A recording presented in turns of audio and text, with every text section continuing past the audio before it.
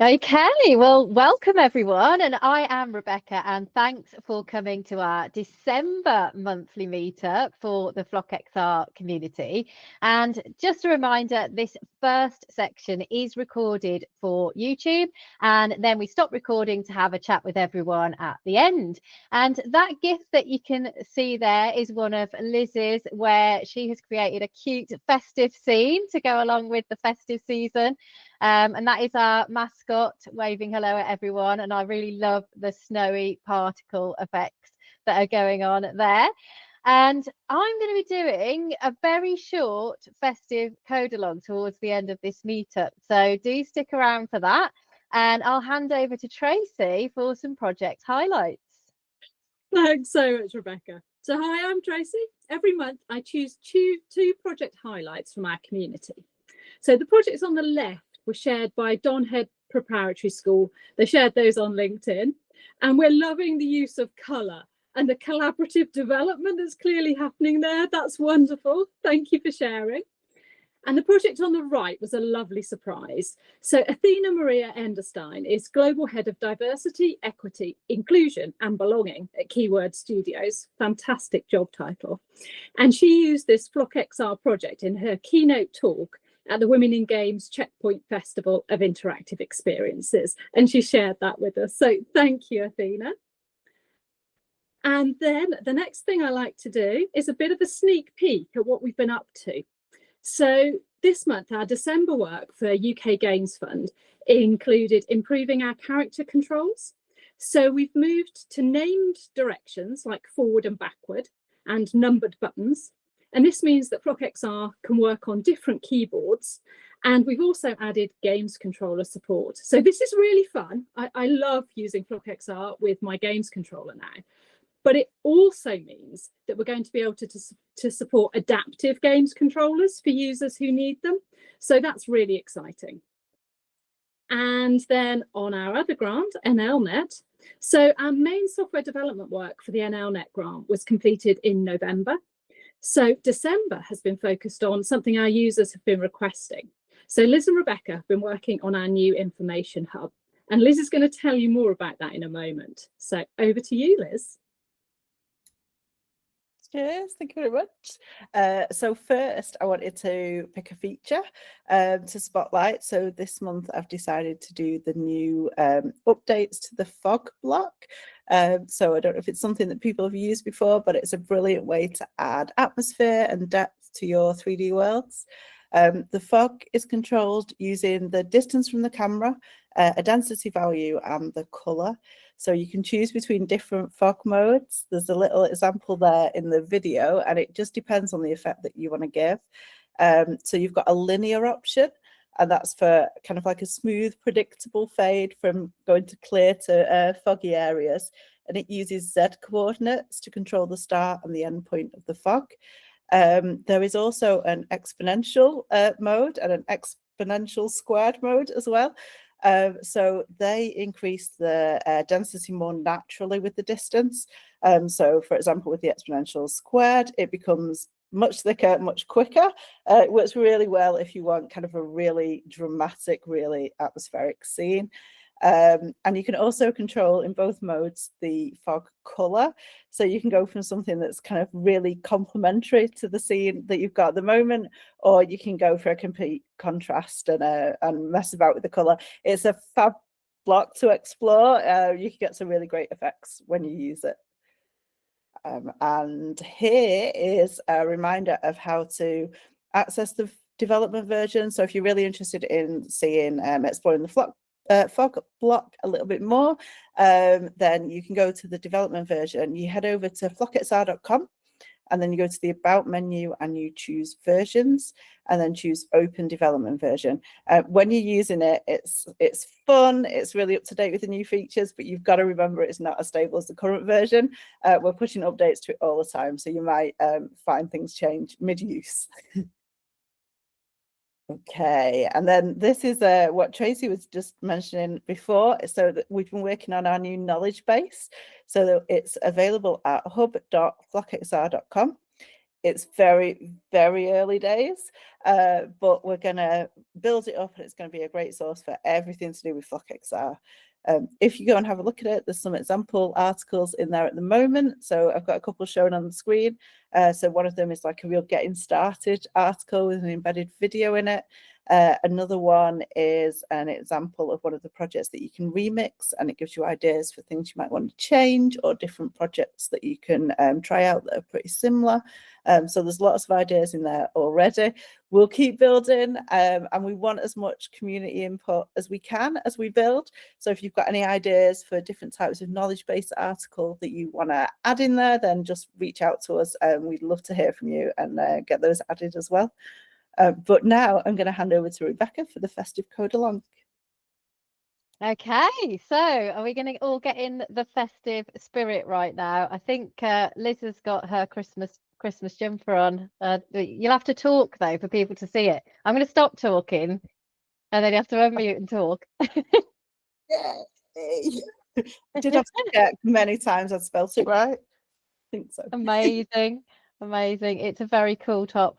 So I am going to just use one of our demo projects and just hack it a little bit to personalize it, just so that you can see that you can do those kinds of things with our demo projects. So I've gone to the development version of Flock XR that Liz just showed you, and I'm going to demo, and I'm going to snow globe. And then with the development version, when you're going to be doing lots of design work, it's really, really handy now that we've got this slider bar, so that we can make the canvas larger and we can do more things there. So which is a really, really lovely feature. So there is our snow globe. And the project, you can click and hold your mouse and just have a little look around it. And then you can reset your camera by pressing play. You've also got keyboard controls, so I can press A to go left, D to go right, W to go forward, and S to go backwards, which is kind of like opposite land, because they're walking towards me. But anyway, when you use it, it'll make sense. So that is the basic controls, but I want to start adding stuff inside the dome. So in order to do that, I have to disable the dome first. So I'm just going to zoom in on my blocks a little bit so you can see what I'm doing. And where is the dome? I've gone past it. There it is.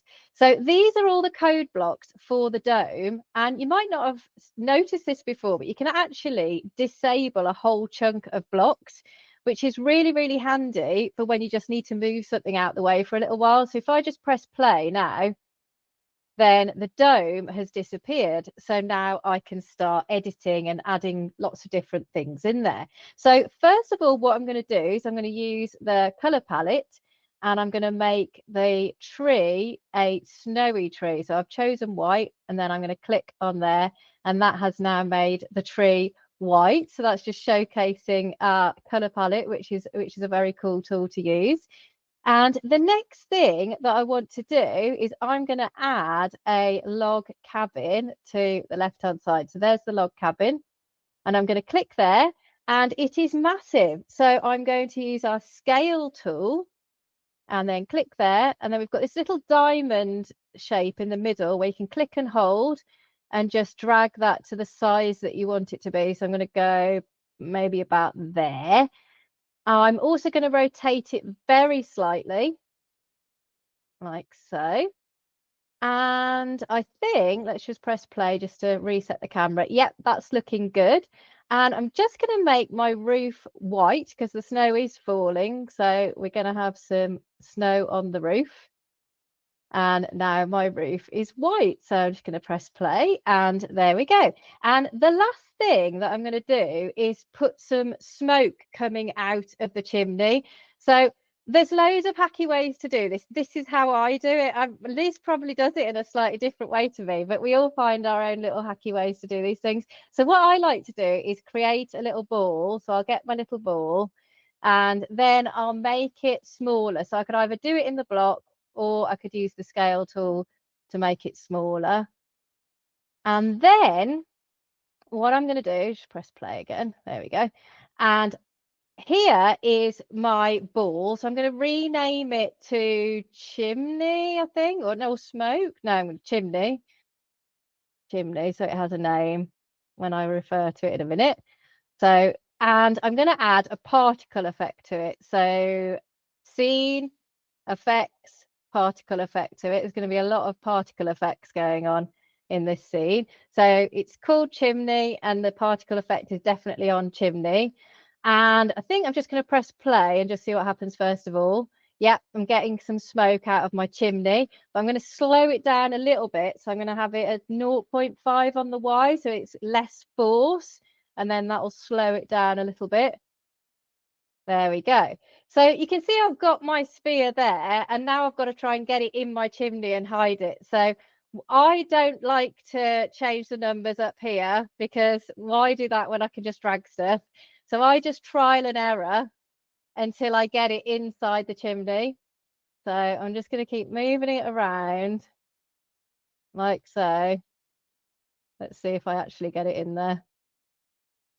How's it looking? Oh, it's slightly behind it.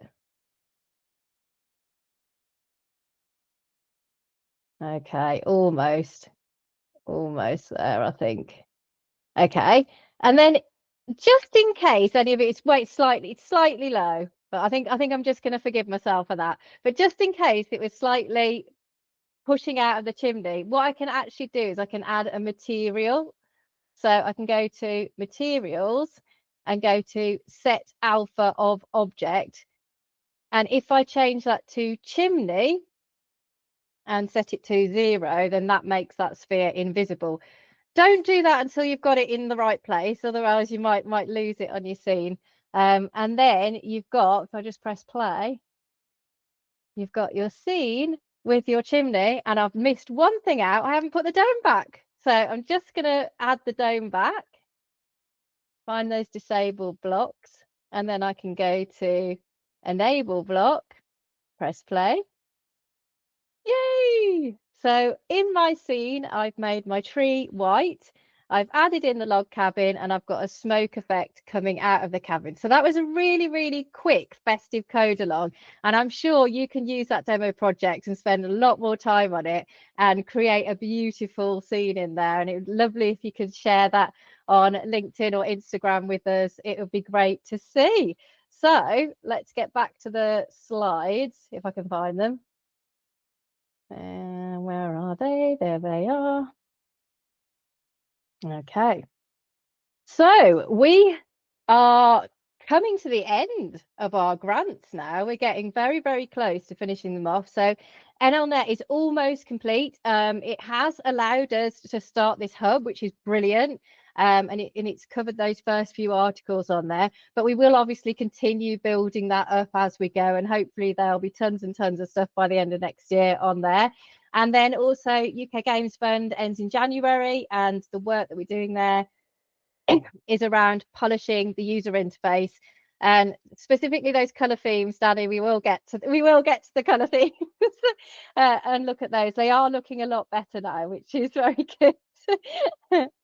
So here's a reminder of how you can stay in touch with us. You can join our mailing list, join the Discord, and attend our monthly meetups. So I'll just leave that on the screen if you want to get those QR codes or those links to those places. And that is the end of our recorded session. So if you are watching us on YouTube, then why not join us for our January meetup? And you can use that link on the previous slide. And I'm going to stop recording. So thanks for watching.